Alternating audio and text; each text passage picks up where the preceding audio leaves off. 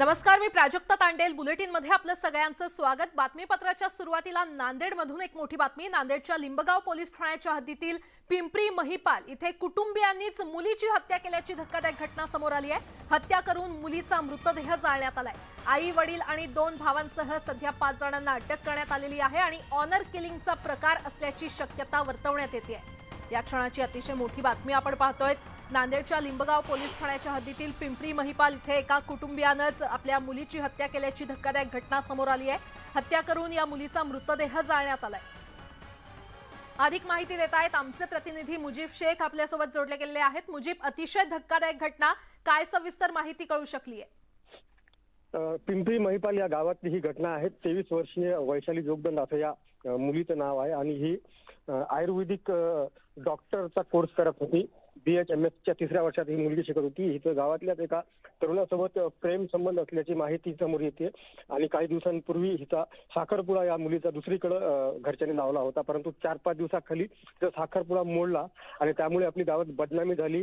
या कारणामुळे तिच्या घरच्यांनी तिची हत्या केल्याची माहिती पोलीस सूत्रांनी दिलेली आहे। रविवारची ही घटना आहे। रविवारी रात्रीच तिची हत्या करून तिचा जो मृतदेह ते शेतात नेऊन या कुटुंबियांनी जाळला होता। 3 ते 4 दिवसापासून ही मुलगी गावात दिसत नव्हती। ती कुठे गेली, काय कोणाला काही पत्ता नव्हता।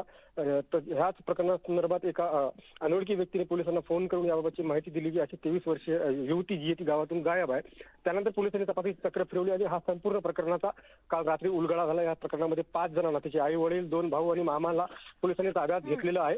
तिची हत्या नेमकी कशी केली, म्हणजे तिचं काय, तिला विष दिलं किंवा तीक्ष्ण हत्यारानं तिला मारलं, या संदर्भातला आता तपास पोलिसांकडून सुरू आहे। बरं मुजीब, धन्यवाद या सविस्तर माहितीसाठी।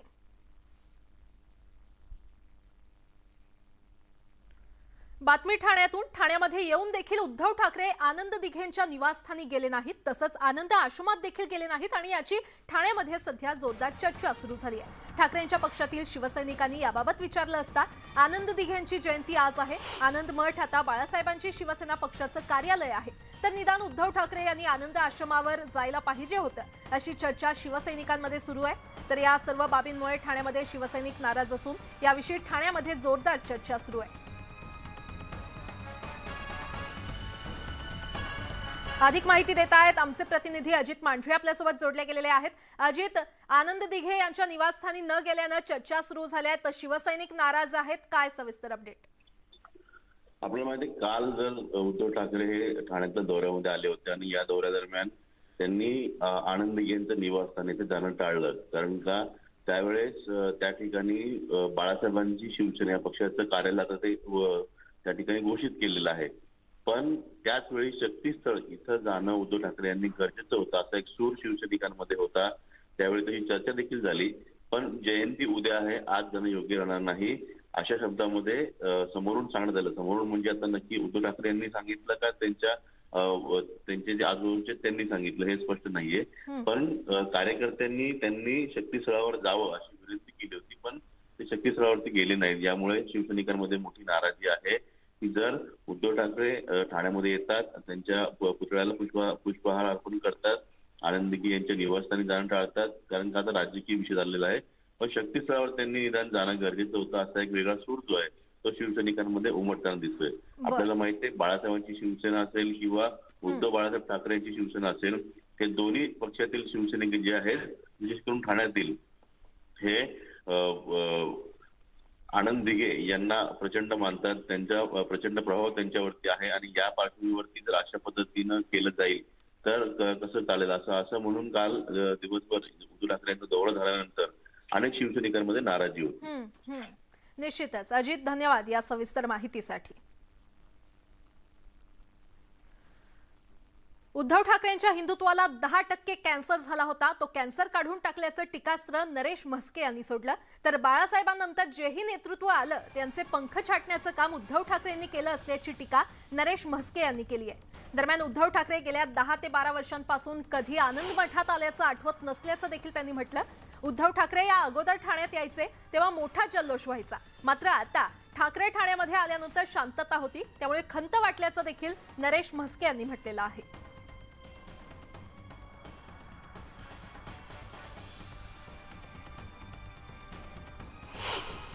ठाण्याचं जे हिंदुत्ववादी शरीर होतं आमचं, हा जो आत्मा होता, त्याला ना कॅन्सर झाला होता, छोटासा असा गाठ आली होती, एक 10% अशी गाठ आली होती. ती गाठ आम्ही कापून टाकलेली आहे आणि आता आमचं संपूर्ण शरीर हिंदुत्ववादी विचारसरणीचा आमचा आत्मा उरलेला आहे, तो एकनाथ शिंदेसाहेब यांच्या नेतृत्वाखाली पुढे आगेकूच करत आहे. त्यामुळे आमचं आरोग्य किंवा आमची ह्याची त्यांनी काळजी करू नये ठाण्याची. त्यांनी पहिले आपल्याकडे जे काही छोटे टिकलेली लोक आहेत ना 5-10%, ती थांबवण्याचा प्रयत्न करावा. आणि आता बुलेटिन मध्ये पाहणार आहोत आतापर्यंतच्या महत्त्वाच्या टॉप 18 बातम्या. आनंद दिघे यांची जयंती असल्यानं ठाण्यामध्ये विविध कार्यक्रमांचं आयोजन करण्यात आलेलं आहे. यानिमित्त मुख्यमंत्री एकनाथ शिंदे ठाण्यातील आनंद आश्रम इथे आणि शक्तीस्थळ इथे अभिवादन करतील. त्यांच्यासोबत मंत्री दादा भुसे, गुलाबराव पाटील, शंभूराज देसाई आणि प्रताप सरनाईक हे देखील उपस्थित असतील. मनसे अध्यक्ष राज ठाकरे आजपासून 2 दिवस पुणे दौऱ्यावर आहेत. या ठिकाणी ते विविध कार्यक्रमांना उपस्थित राहणार असून पदाधिकारी आणि कार्यकर्त्यांशी ते संवाद साधतील.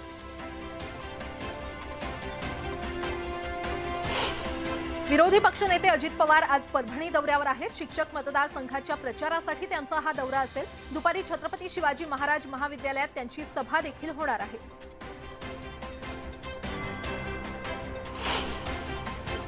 खासदार सुप्रिया सुळे बारामती तालुक्यातील गावांना आज भेट देणार आहेत. यावेळी त्या मतदारसंघात जाऊन मतदारांशी संवाद साधणार आहेत.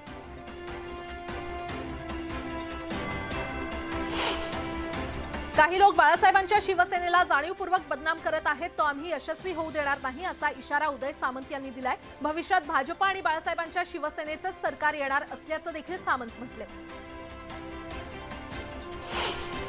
भाजपच्या केंद्रीय निवडणूक समितीची आज महत्त्वपूर्ण बैठक होणार आहे. पंतप्रधान नरेंद्र मोदी या बैठकीला उपस्थित राहणार असून यात त्रिपुरा, मेघालय आणि नागालँडमधील उमेदवारांवर शिक्कामोर्तब होणार आहे. पंतप्रधान नरेंद्र मोदी परीक्षा पे चर्चाच्या माध्यमातून आज विद्यार्थी, शिक्षक आणि पालकांशी संवाद साधणार आहेत. दिल्लीतल्या तालकटोरा इंडोर स्टेडियमवर हा कार्यक्रम होईल. राज्यातील शाळांमध्ये सुद्धा परीक्षा पे चर्चा हा कार्यक्रम दाखवला जाणार आहे. येत्या 1 फेब्रुवारीला माथाडी कामगारांनी 1 दिवसाचा लाक्षणिक संप पुकारण्याचा इशारा दिलेला आहे. माथाडी कामगारांच्या समस्यांकडे दुर्लक्ष होत असल्याचा आरोप करत माथाडी कामगार नेते नरेंद्र पाटील यांनी हा आरोप केलाय.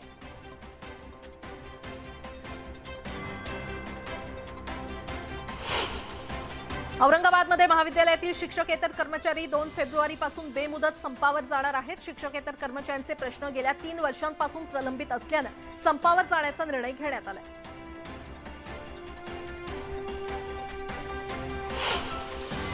पुणे जिल्ह्यातील ग्रामीण भागातील सीएनजी पंप चालकांनी बेमुदत संप पुकारलेला आहे. टोरंट कंपनीनं नफ्याचा हिस्सा न दिल्याचा आरोप करत हे पंप चालक संपावर गेलेत. ग्रामीण भागातील एकूण 42 सीएनजी पंप बेमुदत काळासाठी बंद राहणार आहेत. फायर ऑडिट न झालेल्या नाशिक शहरातील इमारती सील केल्या जाणार आहेत. यासाठी महानगरपालिकेनं 15 फेब्रुवारीपर्यंतची मुदत दिलेली आहे. तोपर्यंत ऑडिट न झाल्यास इमारती सील करण्याचा इशारा देण्यात आलाय.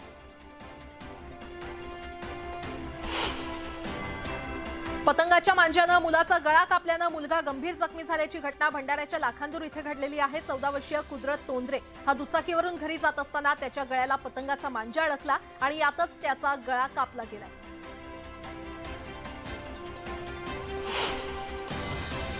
शेतकऱ्यांसाठी खुशखबर आहे. पीक कर्ज घेण्यासाठीच्या जाचक अटीतून आता शेतकऱ्यांची मुक्तता होणार आहे. शेतकऱ्यांना पीक कर्ज देताना यापुढे बँकांना सिबिल स्कोअरची अट लावता येणार नाही. देशात गव्हाच्या किमतीबरोबर पिठाच्या किमतींमध्ये देखील मोठी वाढ होत असल्याचं दिसतंय. पिठाच्या किमतींमध्ये 18% वाढ झाली आहे, तर गव्हाच्या किमतींमध्ये 14% वाढ झालेली आहे.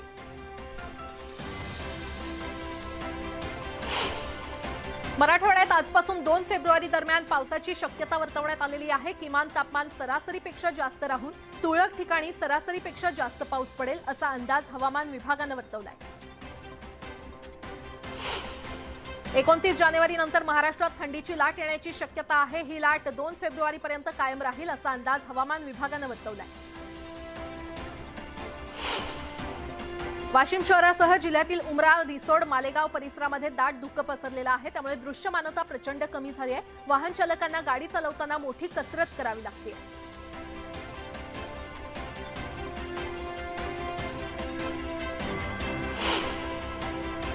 हिमाचल प्रदेशची राजधानी शिमलासह 6 जिल्ह्यांमध्ये तुफान बर्फवृष्टी होते। या बर्फवृष्टीमुळे अनेक भागात बर्फाची पांढरी चादर पसरल्याचं चित्र पाहायला मिळतंय। हवामान विभागानं पर्यटकांना डोंगराळ भागात न जाण्याचा सल्ला दिलाय।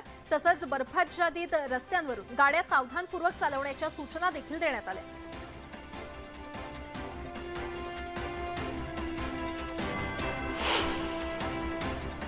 आणि आता एक मोठी बातमी समोर येते। अमरिंदर सिंग हे नवे राज्यपाल राज्याचे बनू शकतात अशी चर्चा सध्या सुरू झालेली आहे। अमरिंदर सिंग यांच्या नावाची चर्चा सुरू आहे, कारण राज्यपाल भगतसिंग कोश्यारी यांच्याकडून पदमुक्त होण्याची चर्चा सुरू असतानाच आता अमरिंदर सिंग हे नवे राज्यपाल होण्याची शक्यता आहे, तशी चर्चा सुरू झालेली आहे। अमरिंदर सिंग हे पंजाबचे माजी मुख्यमंत्री आहेत आणि आता ते महाराष्ट्राचे नवे राज्यपाल बनणार का याकडे सगळ्यांचं लक्ष लागलंय, कारण त्यांच्या नावाची सध्या चर्चा सुरू झालेली आहे। भगतसिंग कोश्यारी यांनी पदमुक्त होण्याची इच्छा व्यक्त केल्यानंतर आता अमरिंदर सिंग हे महाराष्ट्राचे नवे राज्यपाल बनू शकतात। आणि या संदर्भात अधिक माहिती देत आहेत आमचे प्रतिनिधी प्रशांत लीला रामदास आपल्यासोबत जोडले गेलेले आहेत। प्रशांत, राज्यपाल भगतसिंग कोश्यारी यांनी पदमुक्त होण्याची इच्छा व्यक्त केली आणि आता त्यानंतर अमरिंदर सिंग यांच्या नावाची चर्चा सुरू झालेली आहे, काय सविस्तर अपडेट? बरोबर आहे। पंजाबचे माजी मुख्यमंत्री अमरिंदर सिंग यांनी जेव्हा आपला पक्ष काँग्रेसमध्ये खास करून भारतीय जनता पक्षामध्ये विलीन केला, त्यानंतर त्यांना राज्यपाल पद देण्यात येईल अशा प्रकारची चर्चा जोरदार होती। आणि त्यानंतर आता गेल्या 3 दिवसापूर्वी साधारणतः महाराष्ट्राचे राज्यपाल भगतसिंग कोश्यारी यांनी पदमुक्त होण्याची इच्छा जाहीर केली। या संदर्भात पंतप्रधान नरेंद्र मोदी यांना देखील त्यांनी पत्र लिहिलेलं आहे। या संदर्भात आता नावांची चर्चा सध्या दिल्लीच्या राजकीय वर्तुळात सुरू आहे। या सगळ्यांमध्ये पंजाबचे माजी मुख्यमंत्री खास करून कॅप्टन अमरिंदर सिंग यांचं नाव सगळ्यात आघाडीवरती आहे आणि भारतीय जनता पक्षाला पंजाबमध्ये फायदा मिळावा यासाठी त्यांना राज्यपाल बनवण्याची अशीही राजकीय वर्तुळात चर्चा आहे। त्यामुळे या घडीला कॅप्टन अमरिंदर सिंग यांचं नाव आघाडीवरच आहे। पण आतापर्यंत जी चर्चा होती की सुमित्रा महाजन यांना देखील राज्यपाल बनवलं जाऊ शकतं, पण त्यांचं त्या मुंबईकर असल्यामुळे त्यांच्या नावावरती त्यांचं नाव पिछाडी पडलेलं आहे अशीही सध्या जोरदार चर्चा आहे। पण या घडीला हे अत्यंत महत्वाचं आहे की अमरिंदर सिंग यांच्या नावाची जोरदार चर्चा राजकीय वर्तुळात सुरू आहे। त्यामुळे आगामी काही दिवसात जेव्हा ही घोषणा होईल ते पाहणं अतिशय महत्त्वाचं ठरतं की कोणाच्या नावाची घोषणा होते। निश्चितच प्रशांत, धन्यवाद या सविस्तर माहितीसाठी।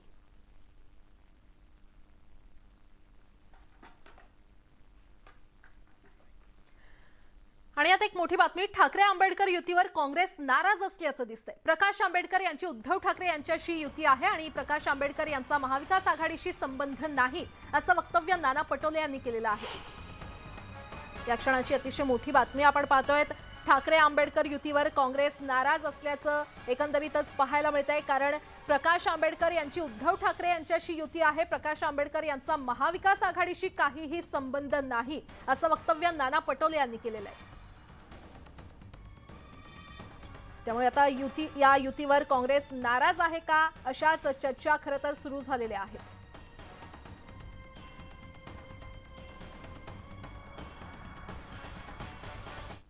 आणि प्रकाश आंबेडकरची त्यांची अलायन्स झालं, त्याचा महाविकास आघाडीशी कुठलाही संबंध नाही, आमच्याकडे कुठलाही प्रस्ताव नाही।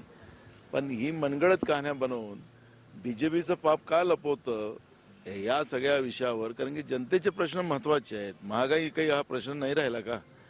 शेतकऱ्यांच्या आत्महत्या हा प्रश्न राहिला नाही किंवा शेतकऱ्यांच्या शेतीच्या मालाला भाव मिळत नाही हा प्रश्न राहिला नाही का? बेरोजगारी हा प्रश्न आहे आणि हे सगळे प्रश्न महत्त्वाचे आहेत। महाविकास आघाडीशी प्रकाश आंबेडकरजी आणि उद्धव ठाकरेजींच्या त्या दोघांच्या याचा आमचा काही संबंध नाही। आपल्याला माहीत असेल की शिवसेना उद्धव ठाकरे साहेब आणि प्रकाश आंबेडकरजी। आणि या संदर्भात अधिक माहिती देत आहेत आमचे प्रतिनिधी रवी सपाटे आपल्यासोबत जोडले गेलेले आहेत। रवी, ठाकरे आणि आंबेडकर युती झाली खरी, मात्र आता काँग्रेस त्यावरून नाराज असल्याचं पाहायला मिळतंय। हो, पाहिलं की नाना पटोले एका लग्न समारंभात आलो, त्यांना विचारण्यात आले की शिवशक्ती आणि भीमशक्ती सोबत आली आणि समोर महाविकास आघाडी सोबत राहणार का, याच्यावर त्यांनी नाराजी व्यक्त केली आणि माध्यमांना म्हणतात की तुम्ही वारंवार का बरं हा प्रश्न विचारता। त्याचप्रमाणे दुसरे प्रश्न आहेत, जसे शेतकरी आहे, महागाई, यावर का नाही विचारत आणि होणाऱ्या आता युतीबद्दल वारंवार का बरं विचारता, असं नाना पटोलेंचं म्हणणं आहे। बरं रवी, धन्यवाद या सविस्तर माहितीसाठी।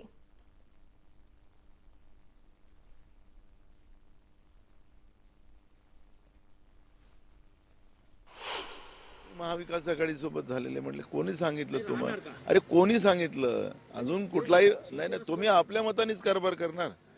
तुम्हीच सगळ्या पार्टीचे निर्णय तुम्हीच मीडिया घेणार काय? अजून मी तुम्हाला वारंवार सांगतो की उद्धव ठाकरेजी आणि प्रकाश आंबेडकरजी यांचा अलायन्स झालेला आहे. आमचा प्रस्ताव नाही ना आम्ही त्यांना प्रस्ताव दिलेला आहे. तुम्ही जबरदस्ती कशाला जोडता? ज्या विषय नाही त्या विषयाला का जोडता तुम्ही लोक? कोणी महाविकास आघाडी सोबत झालेले म्हटले कोणी सांगितलं तुम्हाला? अरे कोणी सांगितलं? अजून कुठलाही नाही. तुम्ही आपल्या मतानेच कारभार करणार. चंद्रपुरातून एक मोठी बातमी. चंद्रपूर जिल्ह्यातील कोरपना तालुक्यातील अल्ट्राटेक कंपनी परिसरातल्या नाल्यामध्ये पोहण्यासाठी गेलेल्या 3 मुलांचा बुडून मृत्यू झाल्याची शक्यता वर्तवण्यात येते. घटनेची माहिती मिळताच पोलीस घटनास्थळी पोहोचलेत आणि घटनास्थळावर पोलिसांना मुलांचे कपडे आणि इतर साहित्य सापडले. मुलांचा शोध घेणं सध्या सुरू आहे. रात्री उशिरापर्यंत शोध मोहीम राबवण्यात आलेली आहे आणि अंधार झाल्यानं बचाव पथकाला अडचण येत होती. त्यामुळे रात्री शोध थांबवण्यात आला. आज पहाटेपासूनच ही शोध मोहीम पुन्हा सुरू करण्यात आली आहे आणि ही तिन्ही मुलं 10 वर्षाची आहेत आणि एकाच वर्गात शिकत असल्याची माहिती मिळते.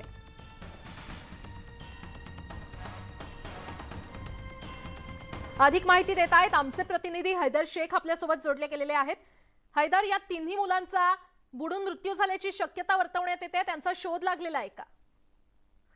सध्या तरी शोध मोहीम सुरू आहे आणि त्याच्यामुळे आतापर्यंत काही मुलांच्या त्या बॉडीचा पत्ता लागलेला नाही. फक्त कपडे आणि चपला ठेवून आहेत आणि इतर कोणी सांगितलं की तिथे मुलं बुडाले आहेत अशा माहितीवरूनच सध्या बॉडी जे आहे ते शोध सुरू आहे. बरं हैदर, धन्यवाद या सविस्तर माहितीसाठी. तर पहाटेपासून ही शोध मोहीम पुन्हा सुरू करण्यात आलेली आहे. पोहण्यासाठी गेलेली ही 3 मुलं सध्या बेपत्ता असल्याचं पाहायला मिळतंय. बातमी भिवंडीमधून. भिवंडी शहरातील मुलचंद कंपाऊंड इथे पहाटेच्या सुमारास एक जुनी G+2 असलेली इमारत कोसळली आणि त्यामध्ये माजिद अन्सारी या तरुणाचा मृत्यू झाला असून अग्निशमक दलाच्या गाड्या घटनास्थळी दाखल होऊन आणखी कोणी अडकलंय का याचा शोध घेण्याचं काम सुरू होतं.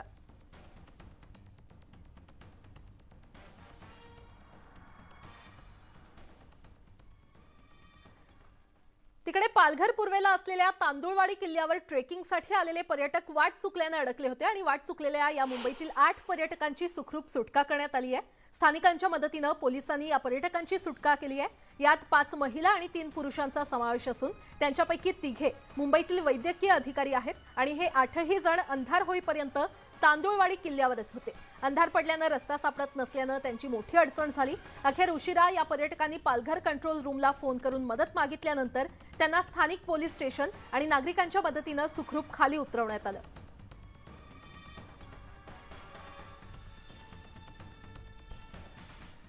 आणि आता एक आंतरराष्ट्रीय बातमी. तिकडे युक्रेनमध्ये रशियन हल्ल्यामध्ये 11 जणांचा मृत्यू झाला असून 11 जण जखमी झाल्याची माहिती आहे. युक्रेनच्या ऊर्जा पायाभूत सुविधांना रशियाकडून लक्ष्य करण्यात आलं. अमेरिका आणि जर्मनीनं कीवला रणगाडे देण्याचं मान्य केल्यानंतर दुसऱ्याच दिवशी हे हल्ले करण्यात आले.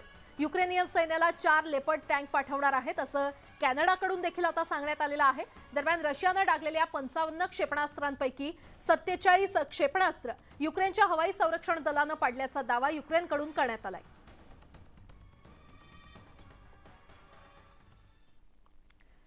नादखुळा म्हणजे काय हे कोल्हापुरात पाहायला मिळालं. प्रजासत्ताक दिनानिमित्त आयोजित रिक्षा सौंदर्य स्पर्धेत रिक्षा चालकांनी अनेक स्टंट केले. तसंच यावेळी लाखोंचा खर्च करून सजवण्यात आलेल्या रिक्षांनी उपस्थितांचं लक्ष वेधून घेतलं. पाहूयात.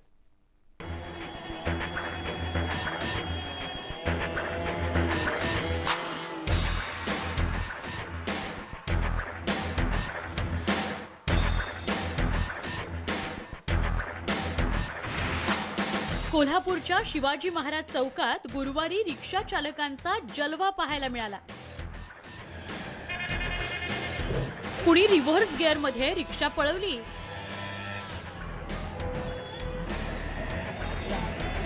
तर कुणी केवळ 2 चाकांवर रिक्षा चालवून उपस्थितांची मनं जिंकली.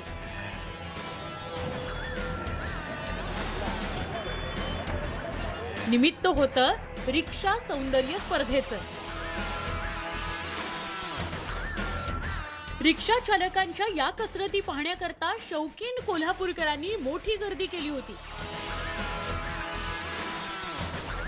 तसंच कसरती पाहून उपस्थितांनी भरभरून दादही दिली. या रिक्षा सौंदर्य स्पर्धेत महाराष्ट्र आणि कर्नाटकातील 50हून अधिक रिक्षा चालकांनी सहभाग नोंदवला होता. एरवी रस्त्यावर धावणाऱ्या रिक्षा थेट रॅम्पवर उतरल्या होत्या. एखाद्या आलिशान कारमध्येही नसतील इतक्या सुविधा या रिक्षात पाहायला मिळाल्या. प्रवाशांच्या सोयीकरता पाण्याची बाटली, cold drink, paper, wifi, LED screen इतकंच काय, पण AC, दर्जेदार कुशन्स, अंतर्गत लाईट्स पाहून प्रवाशांना वेगळी अनुभूती आली नसेल तरच नवल.